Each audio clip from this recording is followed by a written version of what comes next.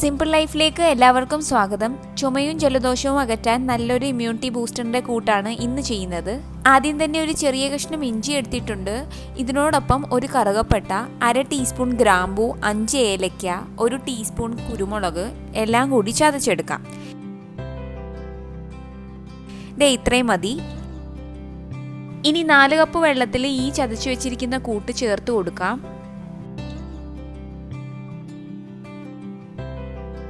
ഇനി ഇതിലോട്ട് 1/4 ടീസ്പൂൺ മഞ്ഞൾപ്പൊടിയും 1 ടേബിൾ സ്പൂൺ ശർക്കരയും കൂടെ ചേർത്തിട്ട് 5 മിനിറ്റ് തിളപ്പിച്ചെടുക്കാം.